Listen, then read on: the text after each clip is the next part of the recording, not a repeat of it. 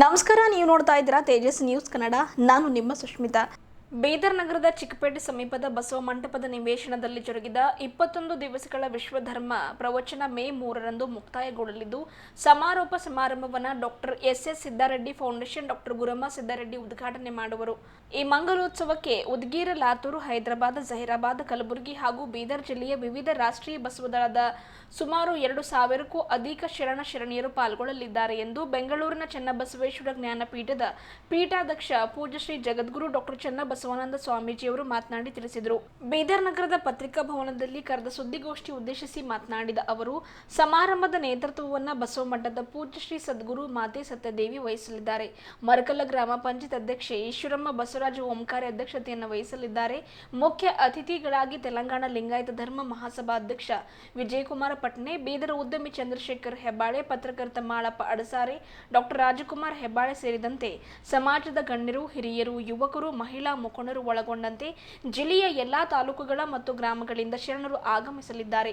ಇದೇ ವೇಳೆ ನೂತನವಾಗಿ ಚಿಕ್ಕಪೇಟೆ ರಾಷ್ಟ್ರೀಯ ಬಸವ ದಳದ ಶಾಖೆ ಕೂಡ ಉದ್ಘಾಟನೆ ಜರುಗಲಿದೆ.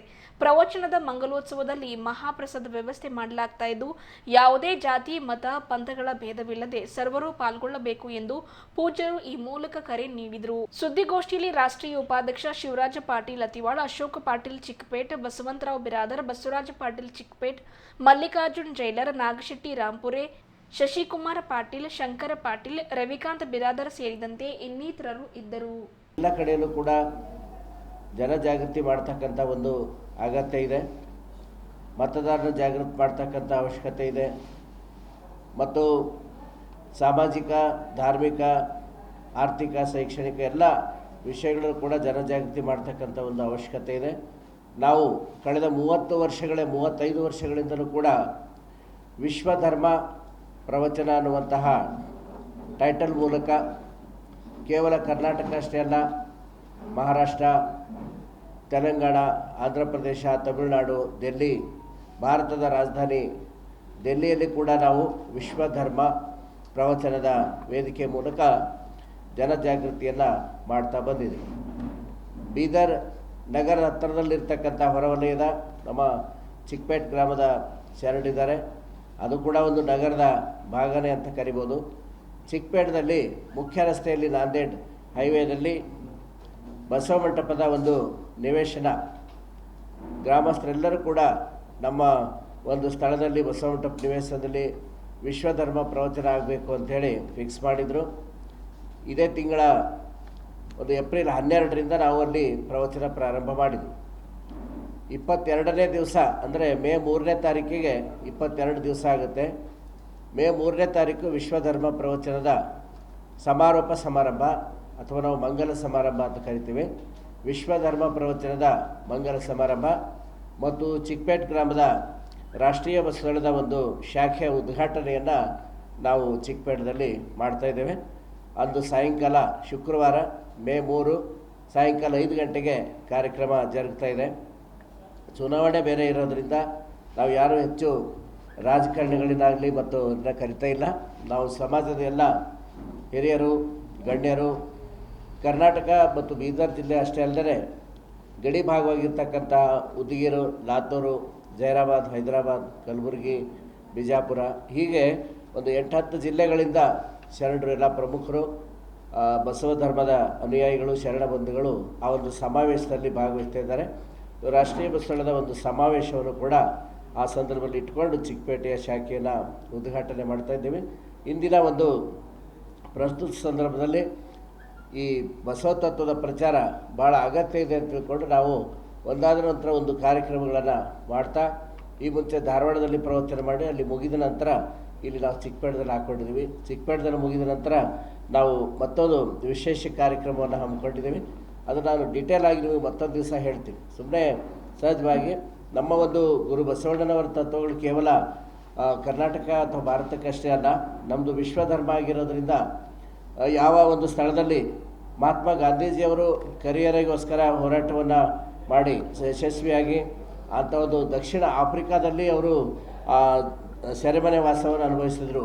ಕಸ್ತೂರ್ಬಾ ಗಾಂಧಿಯವರು ಮತ್ತು ಮಹಾತ್ಮ ಗಾಂಧಿಯವರು ಅವರು ಸತ್ಯಾಗ್ರಹ ಮಾಡಿರ್ತಕ್ಕಂಥ ಸ್ಥಳದಲ್ಲಿ ನಾವು ಗಾಂಧಿ ಫೌಂಡೇಶನ್ ಅಂತಿದೆ ಅಲ್ಲಿ ಜೈನ್ಸ್ ಪಾರ್ಕ್ದಲ್ಲಿ, ಆ ಒಂದು ಗಾಂಧಿ ಫೌಂಡೇಶನ್ನಲ್ಲಿ ಬಸವ ಜಯಂತಿಯನ್ನು 891ನೇ ಬಸವ ಜಯಂತಿಯನ್ನು ದಕ್ಷಿಣ ಆಫ್ರಿಕಾದಲ್ಲೂ ಕೂಡ ಇದರ ನಂತರ ನಾವು ಮಾಡೋರಿದ್ದೀವಿ. ಜೂನ್ 1ನೇ ತಾರೀಕು ಇಲ್ಲಿಂದ ಹೊರಡಬೇಕು ಅಂಥೇಳಿ ವೀಸಾಗಳನ್ನೆಲ್ಲ ರೆಡಿ ಮಾಡ್ಕೊಳ್ಳಿಕ್ಕೆ ಹೇಳಿದ್ದೀವಿ. ಅದರ ನಂತರ ಡಿಟೇಲ್ ಆಗಿ ಮತ್ತೊಂದು ನಾವು ಸುದ್ದಿಗೋಷ್ಠಿಯನ್ನು ಕರೆದು ಮಾಡ್ತೀವಿ. ಹೀಗೆ ನಾವು ಭಾರತ ಅಷ್ಟೇ ಅಲ್ಲದೆ ಹೋದ ವರ್ಷ ನೇಪಾಳದಲ್ಲಿ ಮಾಡಿದ್ವಿ. 1200 ಜನ ನೇಪಾಳಕ್ಕೆ ಬಂದು ನಮ್ಮ ಜೊತೆಯಲ್ಲಿ ಈ ಬಸವ ತತ್ವ ಪ್ರಚಾರವನ್ನು ನಾವು ಯಾವ ರೀತಿಯಾಗಿ ನಮ್ಮ ಎಲ್ಲ ಸ್ವಾಭಿಮಾನಿ ಶರಣರು, ನಮ್ಮ ಜೊತೆಗಿರ್ತಕ್ಕಂತಹ ನಿಷ್ಠಾವಂತ ಬಸವ ಭಕ್ತರು, ಬಸವ ಧರ್ಮ ಪೀಠದ ಎಲ್ಲ ನಿಷ್ಠಾವಂತರು ಕೂಡ ನಮ್ಮ ಜೊತೆಗಿದ್ದಾರೆ. ಯಾವುದೇ ಒಂದು ಕಾರ್ಯಕ್ರಮ ಮಾಡಿದ್ರು ಕೂಡ ಅವರು ಸಂಪೂರ್ಣ 100ಕ್ಕೆ 100 ಎಲ್ಲ ಶರಣರ ಸಹಕಾರ ಇದೆ. ಈ ಚಿಕ್ಕಪೇಟೆ ಕಾರ್ಯಕ್ರಮನೂ ಕೂಡ ಎಲ್ಲರೂ ಕೂಡಿ ಯಶಸ್ವಿ ಮಾಡಬೇಕು ಅಂಥೇಳಿ ತನುಮನಧನದಿಂದ ಅಂತ ನಮ್ಮ ಎಲ್ಲ ಶರಣ ಬಂಧುಗಳಲ್ಲಿ ಬಸವ ಭಕ್ತರಲ್ಲಿ ಕೇಳ್ಕೊತಾ ಇದ್ದೇವೆ. ಇಲ್ಲಿ ಯಾವುದೇ ಒಂದು ಜಾತಿ ಮತ ಪಂಥಗಳ ಭೇದ ಇಲ್ಲದೆ ಗುರು ಬಸವಣ್ಣವ್ರ ತತ್ವಗಳ ಒಂದು ಅಡಿಯಲ್ಲಿ ಬರ್ತಕ್ಕಂಥ ಎಲ್ಲರಿಗೂ ಕೂಡ ಹಾರ್ದಿಕವಾದಂತಹ ಸ್ವಾಗತವನ್ನು ಕೋರ್ತೀವಿ. ಹೆಚ್ಚಿನ ಸಂಖ್ಯೆಯಲ್ಲಿ ಎಲ್ಲರೂ ಬಂದು ಭಾಗವಹಿಸಬೇಕು ಅಂತೇಳಿ ಈ ಕರೆಯನ್ನು ಕೊಡೋ ಸಲುವಾಗಿ ನಾವಿವತ್ತು ಪತ್ರಿಕಾಗೋಷ್ಠಿ ಕರೆದಿದ್ವಿ. ತಮ್ಮ ಒಂದು ಮಾಧ್ಯಮದ ಮೂಲಕ ಇದಕ್ಕೆ ಹೆಚ್ಚಿನ ಒಂದು, ಯಾಕೆಂದರೆ ಈಗ ಚುನಾವಣೆ ಇದೆ, ಆದರೆ ಬೇರೆ ಸುದ್ದಿಗಳು ಎಲ್ಲ ಇದಾಗ್ತವೆ, ಆದರೂ ಸಹಿತ ಈ ಕಾರ್ಯಕ್ರಮಕ್ಕೆ ತಾವೆಲ್ಲರೂ ಹೆಚ್ಚಿನ ಪ್ರಚಾರ ಕೊಡ್ತೀರಿ ಅಂಥೇಳಿ ಆಶಿಸಿ ನನ್ನ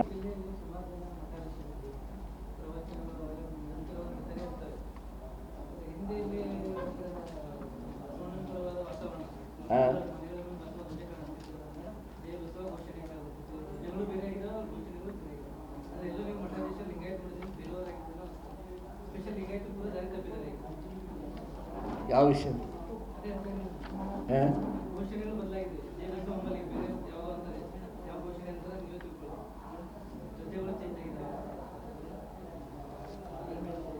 ಧ್ವಜಗಳು ನೋಡ್ರಿ, 891 ವರ್ಷ ಆಯಿತು ಬಸವಣ್ಣವರ ಜಯಂತಿ. ಈಗ ನಾವು 891 ಆಚರಣೆ ಮಾಡ್ತಾಯಿದ್ದೀವಿ. ಈ ನಮಗೆ ಷಟ್ಕೋನ, ಇಷ್ಟಲಿಂಗ, ಶ್ರೀ ಗುರು ಬಸವ ಮಂತ್ರ ಇರುವಂಥ ಧ್ವಜವನ್ನು ಕಂಡು ಹಿಡಿದಿದ್ದು ಇತ್ತೀಚೆಗೆ ನಮ್ಮ ಶರಣಮೇಳ ಪ್ರಾರಂಭ ಆದಮೇಲೆ. ಮೊದಲೆಲ್ಲರೂ ಆ ತ್ರಿಕೋನ ಇರ್ತಕ್ಕಂಥ ತ್ರಿಕೋನಾಕಾರ ಧ್ವಜಗಳನ್ನು ಹಾರಿಸ್ತಾಯಿದ್ರು. ಭಗವಾ ಅದರಲ್ಲಿ ಷಟ್ಕೋನ, ಇಷ್ಟಲಿಂಗ, ಶ್ರೀ ಗುರು ಬಸವ ಮಂತ್ರ ಇರಲಿಲ್ಲ. ಆ ಧ್ವಜವನ್ನು ಮಾಡಿದ್ರು. ಇವಾಗ ಧ್ವಜಗಳು ಏನಾಗ್ತಾಯಿದೆ ಅಂದರೆ ಅದು ಧರ್ಮ ಲಾಂಛನ ಅಂತ ಇರ್ತದೆ. ಈಗ ಸಿಖ್ ಧರ್ಮೀಯರದಿದೆ. ಈಗ 2 ಡಾಲ್ಗಳು ಇದಾದ ಒಂದು ಧರ್ಮದ ಲಾಂಛನ ಇದೆ. ಈಗ ಇಸ್ಲಾಂ ಅಂದರೆ ಒಂದು ಅರ್ಧ ಚಂದ್ರ ನಕ್ಷತ್ರ, ಅದೊಂದು ಚಿಹ್ನೆ ಇದೆ. ನಮ್ಮ ಲಿಂಗಾಯತರಿಗೆ ಇಷ್ಟಲಿಂಗ ಮತ್ತು ಷಟ್ಸ್ಥಲಗಳು ನಮಗೆ ಬಹಳ ಪವಿತ್ರವಾದಂಥ ಒಂದು ಸಿದ್ಧಾಂತ. ಆ ಷಟ್ಕೋನ ಆಕಾರದಲ್ಲಿ ಶ್ರೀ ಗುರು ಬಸವ, ಇದು ಎಲ್ಲ ಒಂದು ಲಕ್ಷಾಂತರ ಜನ ಶರಣರು ಸೇರಿ ಶರಣ ಮೇಳದಲ್ಲಿ ನಿರ್ಣಯ ಮಾಡಿ ಧ್ವಜ ಈ ರೀತಿ ಇರಬೇಕು ಅಂತ ಮಾಡಿದ್ದು. ಎಲ್ಲ ಮಠದ ಹೆಸರು ಅದನ್ನು ಹಾರಿಸ್ತಾ ಇದ್ದಾರೆ. ನೀವು ಹೇಳೋದು ನಿಜ. ಕೆಲವೊಂದು ಕಾರ್ಯಕ್ರಮಗಳಲ್ಲಿ, ರ್ಯಾಲಿಗಳಲ್ಲಿ ಏನು ಮಾಡ್ತಾರೆ, ಅಭಿಮಾನದಿಂದ ಆ ಷಟ್ಕೋನ ಹಾಕ್ದೇ ಬಸವಣ್ಣವ್ರ ಫೋಟೋ, ಕಿರೀಟದ್ದು ಇದೆಲ್ಲ ಫೋಟೋ ಹಾಕಿ ಮಾಡ್ತಾರೆ. ಅದಕ್ಕೇನು ಮಾಡೋಕ್ಕಾಗಲ್ಲ. ಧರ್ಮ ಲಾಂಛನ ಇರ್ತಕ್ಕಂಥದ್ದು ನಮ್ಮದು ಅಧಿಕೃತವಾದಂಥ ಒಂದು ಧ್ವಜ. ಹಾಗೇನು ಬಸವಣ್ಣವ್ರು ಮತ್ತು ಲಿಂಗ ಬಿಟ್ಟು ಹೋಗಿಲ್ಲ. ಅಭಿಮಾನದಿಂದ ಕೆಲವು ಹುಡುಗರು ಬಸವಣ್ಣವ್ರ ಫೋಟೋ ಹಾಕಿ ಮಾಡ್ತಾರೆ. ಅದು ನಮ್ಮದೇ, ಅದು ಏನು ವ್ಯತ್ಯಾಸ ಆಗಲ್ಲ. ತಿಳಿಸಿ ಹೇಳ್ಬೇಕಷ್ಟೇ. ಈ ಪ್ರವಚನಗಳ ಮೂಲಕ ನಾವು ಜಾಗೃತಿಯನ್ನು ಮೂಡಿಸ್ತೀವಿ.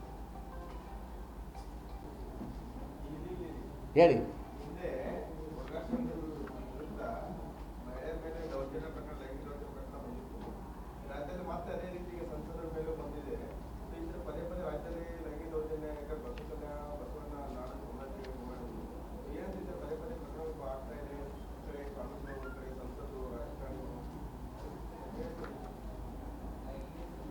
ಅದು ತೀರಾ ಒಂದು ವೈಯಕ್ತಿಕವಾಗಿರ್ತಕ್ಕಂಥದ್ದು.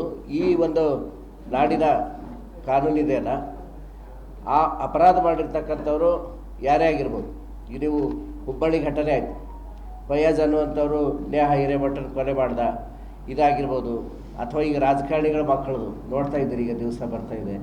ಅವ್ರು ಯಾವುದೇ ಪಕ್ಷದವ್ರು ಇರಲಿ, ಯಾರ ಮಗನೇ ಆಗಿರಲಿ, ಯಾರ ಮೊಮ್ಮಗನೇ ಆಗಿರಲಿ, ಅವರಿಗೆ ಕಾನೂನು ಪ್ರಕಾರ ಶಿಕ್ಷೆ ಆಗುತ್ತೆ. ಅದಕ್ಕೆ ನಾವು ಯಾವತ್ತೂ ಕೂಡ ಅಂಥ ಘಟನೆ ನಡೆದಾಗ ಇನ್ನೂ ಭಾಳ ತೀವ್ರವಾದಂಥ ಒಂದು ಕಾನೂನು ಬರಬೇಕು ನಮ್ಮಲ್ಲಿ.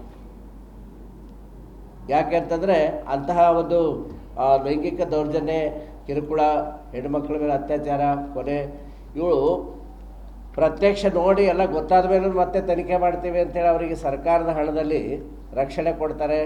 ಅವರಿಗೆಲ್ಲ ಹಿಂದೆ ಮುಂದೆ ಎಲ್ಲ ಸೆಕ್ಯೂರಿಟಿ ಕೊಟ್ಟು ಕೋರ್ಟಿಗೆ ಕರ್ಕೊಂಡು ಹೋಗ್ತಾರೆ. ಇದೆಲ್ಲ ನಮ್ಮಲ್ಲಿ ಕಾನೂನಲ್ಲೂ ಬದಲಾವಣೆ ಆಗಬೇಕು. ತಕ್ಷಣವೇ ಇಮಿಡಿಯೇಟಾಗಿ ಶಿಕ್ಷೆ ಆಗಬೇಕು ಅವ್ರಿಗೆ. ಆ ಶಿಕ್ಷೆ ಆದಾಗ ಇನ್ನೊಮ್ಮ ಮಾಡೋವಂಥವ್ರಿಗೆ ಸ್ವಲ್ಪ ಹೆದರಿಕೆ ಇರ್ತದೆ, ನಾವು ಮಾಡಬಾರ್ದಪ್ಪ ಇದು. ಅಲ್ಲ, ಕಾನೂನು ಅಡಿಯಲ್ಲಿ ಏನು ಶಿಕ್ಷೆ ಇರೋದು ಮಾಡಬೇಕು, ಡಿಲೇ ಆಗಬಾರ್ದು, ವಿಳಂಬ ಆಗಬಾರ್ದು. ಅವರಿಗೆ ಶಿಕ್ಷೆ ವರ್ಷಗಟ್ಟಲೆ ಬಡ ಜನರೆಲ್ಲ ಕೊಟ್ಟು ದುಡ್ದು ಕೊಟ್ಟಿರೋಂಥ ಒಂದು ಇದು ಕರ ಕೊಟ್ಟಿರ್ತಾರೆ ಟ್ಯಾಕ್ಸು, ಆ ಹಣದಲ್ಲಿ ಅವರಿಗೆ ಸಾಕಬೇಕಲ್ಲ. ಒಳಗಿಟ್ಟು ಎನ್ಕ್ವೈರಿ ಹೆಸರಿನಲ್ಲಿ ಅವ್ರಿಗಿಟ್ಟು ಅವ್ರಿಗೆ ಊಟ ಕೊಟ್ಟು, ಅವ್ರಿಗೆ ಪೊಲೀಸ್ ಸೆಕ್ಯೂರಿಟಿ ಕೊಟ್ಟು, ಪೊಲೀಸರಿಗೆ ಪಗಾರ ಕೊಟ್ಟು, ಅದೆಲ್ಲ ರೊಕ್ಕ ಯಾರ್ದು? ಅವಾಗ ಹೊಡೆದಾನಂತ ಎಲ್ಲರಿಗೆ ಎದುರಿಗೆ ಗೊತ್ತಾಗ್ಯದಲ್ಲ, ಎದುರಿಗೆ ಶಿಕ್ಷೆ ಆಗ್ಬೇಕು ಅವನಿಗೆ. ಇದು ಏನೋ ಕಾನೂನು ಪ್ರಕಾರ IPC ಸೆಕ್ಷನ್ ಪ್ರಕಾರ ಏನಾಗುತ್ತೋ ಇಮಿಡಿಯೇಟ್ ಮಾಡಿರಿ. ಅದಕ್ಕೆ ವರ್ಷ 2 ವರ್ಷ ಮಾಡಿದ್ರೆ ಏನಾಗಲ್ಲ ಬಿಡು, ನಾವು ಮಾಡಿದ್ರೆ ನಡೀತದೆ ಅನ್ನುವಂಥ ಉದಾಸೀನತೆ ಬರ್ತದೆ. ತೀವ್ರವಾಗಿ ಆ್ಯಕ್ಷನ್ ತಗೊಳ್ತಕ್ಕಂಥ ಕಾನೂನಲ್ಲಿ ಬದಲಾವಣೆ ಆಗಬೇಕು, ಅಮೂಲಾಗ್ರವಾದಂಥ ಬದಲಾವಣೆ ಆಗಬೇಕು. ನಮ್ಮ ಒತ್ತಾಯ ಇದು. ಯಾವುದು?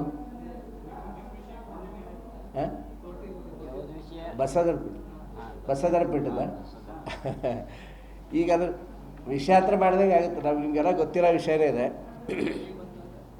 ನಮ್ಮನ್ನು ಯಾವುದೇ ಕಾರಣ ಇಲ್ಲದೇ ಬಸವಧರ ಪೀಠದಿಂದ ತೆಗೆದಿದ್ದಾರೆ. ಅದು ನಿಮಗೆಲ್ಲ ಗೊತ್ತಿರೋ ವಿಷಯ. ಹೈಕೋರ್ಟ್ ತನಕ ಹೋಯಿತು. ಹೈಕೋರ್ಟ್ದಲ್ಲಿ ನಮ್ಮ ಪರವಾಗಿ ಆಗಿದೆ. ಯಾವುದೇ ಒಬ್ಬ ಟ್ರಸ್ಟಿಯನ್ನು ವಿನಾಕಾರಣ ತೆಗಿಲಿಕ್ಕೆ ಸಾಧ್ಯ ಇಲ್ಲ. ಜೀವ ಟ್ರಸ್ಟಿಗಳಾಗಿರ್ತಾರೆ, ಅವರು ಒಳಗೆ ಟ್ರಸ್ಟಲ್ಲೇ ಮುಂದುವರಿಸ್ಕೊಂಡಿರಬೇಕು, ಎಲ್ಲರೂ ಕೂಡ ಹೋಗಬೇಕು ಅಂಥೇಳಿ ಅವ್ರ ಮಾತೆ ಗಂಗಾದೇವಿಯವರಿಗೆ ಒಂದು ಇದು ಬಂದಿದೆ. ಅದರ ಹೈಕೋರ್ಟ್ದಿಂದ ತೀರ್ಪು ಬಂದಿದೆ. ಅವರು ನಮ್ಮನ್ನು ಒಳ ಸೇರಿಸ್ಕೊಳ್ಳೇಬಾರ್ದು, ನಾವು ಇದ್ರೆ ಮಾಡಬಾರ್ದು ಅಂಥೇಳಿ ಮತ್ತು ಹಣ ಖರ್ಚು ಮಾಡಿ, ಸಾಕಷ್ಟು ಹಣ ಖರ್ಚು ಮಾಡಿ, ಅಧಿಕಾರ ಅವ್ರ ಕೈಯಾಗಿದೆ, ಹಣ ಅವ್ರ ಕೈಯಾಗಿದೆ, ಖರ್ಚು ಮಾಡಿ ಸುಪ್ರೀಂ ಕೋರ್ಟಿಗೆ ಹೋಗಿದ್ದಾರೆ. ಸುಪ್ರೀಂ ಕೋರ್ಟ್ಗೆ 2-3 ಸಲ ಹಿಯರಿಂಗ್ ಆಗಿದೆ. ಅವ್ರಿಗೆ ತಾಕೀತು ಮಾಡಿದ್ದಾರೆ. ಹೈಕೋರ್ಟ್ದಲ್ಲೇ ಆರ್ಡ್ರ್ ಆಗಿದೆ, ಇದು ಟ್ರಸ್ಟಿ ಇದ್ದಾರೆ, ಪರ್ಮನೆಂಟ್ ಟ್ರಸ್ಟಿ ಇದ್ದಾರೆ ತೆಗೆದು. ಈ ರೀತಿಯಾಗಿ ಸುಪ್ರೀಂ ಕೋರ್ಟ್ ತನಕ ಬರುವಂಥ ಅವಶ್ಯಕತೆ ಇಲ್ಲ. ಅವ್ರಿಗೆ ಮೊದಲಲ್ಲಿ ಬಸವ ಗಂಗೋತ್ರಿಯಲ್ಲಿ ಕುಂಬಳಗೌಡದಾಗ ಇರಲಿಕ್ಕೆ ವ್ಯವಸ್ಥೆ ಕೊಡ್ರಿ, ಮೊದಲಿನಂತೆ ಧರ್ಮ ಪ್ರಚಾರ ಮಾಡಲಿಕ್ಕೆ ಕಾರು ಎಲ್ಲ ವ್ಯವಸ್ಥೆ ಮಾಡಿರಿ ಅಂತೇಳಿ ಸುಪ್ರೀಂ ಕೋರ್ಟು ಮಧ್ಯಂತರ ಆದೇಶದಲ್ಲಿ ಹೇಳಿದೆ. ಆದರೂ ಕೂಡ ನಮಗವರು ಸುಪ್ರೀಂ ಕೋರ್ಟ್ ಆದೇಶದ ಪ್ರಕಾರ ಯಾವುದೂ ಫೆಸಿಲಿಟಿನೂ ಕೊಟ್ಟಿಲ್ಲ. ನಾವು ಅಫಿಡವಿಟ್ ಹಾಕಿದ್ದೀವಿ. ಮೇ 8ನೇ ತಾರೀಕು ಮತ್ತೆ ಹಿಯರಿಂಗ್ ಇದೆ. ಅವತ್ತಿನ ದಿವಸ ಅಫಿಡವಿಟ್ ಸಲ್ಲಿಸ್ತೀವಿ. ಏನು ತೀರ್ಪು ಬರ್ತದೋ 100ಕ್ಕೆ 100 ಸುಪ್ರೀಂ ಕೋರ್ಟಲ್ಲಿ ನಮ್ಮ ಪರವಾಗಿ ಬರ್ತದೆ. ಮತ್ತು ನಾವು ಬಸವಧರ್ಮ ಪೀಠ ನಮ್ಮದೇ, ನಾವು ಬೇರೆ ಇದಕ್ಕೆ ಹೋಗೋದು ಸಾಧ್ಯನೇ ಇಲ್ಲ. ಬಸವಧರ್ಮ ಪೀಠದಿಂದಲೇ ನಾವು ಮಾಡ್ತೇವೆ. ಖಂಡಿತವಾಗಿ ನಮ್ಮ ಪರವಾಗಿ ತೀರ್ಪು ಬರ್ತದೆ ಅಂತೇಳಿ ನಮಗೆ ಆತ್ಮವಿಶ್ವಾಸ ಇದೆ. ಯಾವುದು ರೀ? ಅದು ಮುಗಿದೋಗಿದ ವಿಷಯ. ಯಾಕೆಂದರೆ ಮಾತಾಜಿಯವರು ಇದ್ದಾಗಲೇ ಗುಲ್ಬರ್ಗ ರ್ಯಾಲಿಯಲ್ಲಿ ಮಾತಾಜಿಯವರು ಹೇಳಿದ್ರು ಸುಪ್ರೀಂ ಕೋರ್ಟ್ ತೀರ್ಪಿಗೆ ನಾವು ಗೌರವ ಕೊಡ್ತೀವಿ ಅಂತ. ಈಗ ಅವರು ಲಿಂಗದೇವ್ ಮಾಡಿದವರು ಮಾತಾಜಿಯವರೇ ಇಲ್ಲ. ಅದ್ರ ಬಗ್ಗೆ ನಾವು ಯಾಕೆ ಮಾತಾಡಬೇಕು? ಅದ್ರ ಬಗ್ಗೆ ಮಾತಾಡೋದು ಬೇಡ. ಕಂಟೆಂಪ್ಟ್ ಆಫ್ ಕೋರ್ಟು ಅದ ಹೆಂಗಾಯ್ತು? ಕಂಟೆಂಪ್ಟ್ ಆಫ್ ಕೋರ್ಟು ಅವರು ನಾವು ಟ್ರಸ್ಟದ ವಿಷಯ. ಈಗ ಅವರು ಒಂದೇ ಸುಪ್ರೀಂ ಕೋರ್ಟ್ ತೀರ್ಪು, ಅವರು ಈಗ ಮಧ್ಯಂತರ ಆದೇಶ ಬಂದರು ಇಲ್ಲ, ಅವರು ಟ್ರಸ್ಟದ್ದು ಕೇಳ್ತಾರೆ. ಈಗ ಆದೇಶ ಬಂದ ವೇಳೆ ಅವ್ರು ಪಾಲಿಸಲಿಲ್ಲ, ನಾವು ಕಂಟೆಂಪ್ಟ್ ಆಫ್ ಕೋರ್ಟ್ ಹಾಕ್ತೀವಿ. ಖಂಡಿತ ಹಾಕ್ತೀವಿ. ನೋಡ್ರಿ, ಅಲ್ಲಿ 20 ಜನ ಸ್ವಾಮಿಗಳಿದ್ದಾರೆ. ನಮ್ಮ ಮಠಪತಿಯವರು ಎಲ್ಲ ಗೊತ್ತಾ, 20 ಜನ ಸ್ವಾಮಿಗಳಿದ್ದಾರೆ. ಎಲ್ಲ ಉಂಡು ಮಲ್ಕೊಳ್ಳೋರು ಯಾರು ಪ್ರವಚನ ಮಾಡಲ್ಲ. ನಾವು ನೇಪಾಳದಾಗ ಹೋಗಿ ಸಮ್ಮೇಳನ ಮಾಡಿ ಬಂದೀವಿ, ಪೂನಾದಾಗ ಮಾಡಿದ್ದೀವಿ, ಹೈದರಾಬಾದ್ದಾಗ ಮಾಡಿದ್ದೀವಿ, ಧಾರವಾಡದಾಗ ಮಾಡಿದ್ದೀವಿ. ಎಲ್ಲ ಕಡೆಯಲ್ಲಿ ಸಾವಿರಾರು ಜನರಿಗೆ ಸೇರಿಸಿ ಮಾತಾಜಿ ಸಂಸ್ಮರಣೆ ಮಾಡಿದ್ದೀವಿ. ಯಾವ ಸಂಸ್ಥೆಯ ಸಂಸ್ಥಾಪಕರು ಮಾತಾಜಿಯವರು ಇದ್ದಾರೋ ಅವ್ರು ಸಂಸ್ಮರಣೆ ಮಾಡ್ಲಿಕ್ಕೆ ತಯಾರಿಲ್ಲ. 20 ಜನಕ್ಕೆ ಸೇರಿಸ್ಲಿಕ್ಕೆ ಆಗಲ್ಲ. ಅವ್ರಿಗೆ 20 ಜನ ಸ್ವಾಮಿಗಳಿದ್ರು. ನಾವು ಒಬ್ಬರೇ ಇದ್ಕೊಂಡು ಇವತ್ತು ಸಾವಿರಾರು ಜನಕ್ಕೆ ಸೇರಿಸಿ ಕಾರ್ಯಕ್ರಮ ಮಾಡ್ತಾಯಿದ್ದೀವಿ. ಭಕ್ತರು ಒಲವು ನಮ್ಮ ಕಡೆಗಿದೆ. ಬಸವಧರ್ಮ ಪೀಠದಲ್ಲಿ ಸ್ವಾಮೀಜಿಯರು ಇರಬೇಕು, ಇವರೇ ಅಲ್ಲಿನ ಕಾರ್ಯಾಧ್ಯಕ್ಷರಾಗಬೇಕು ಅನ್ನುವಂಥದ್ದು ಎಲ್ಲ ವಿಲ್ ಪ್ರಕಾರ ಆಗಬೇಕಂತಿದೆ.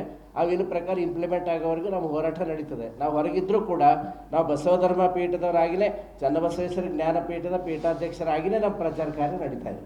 ನಾವು ಹೊರಗೆ ಹೋಗೇ ಇಲ್ಲ.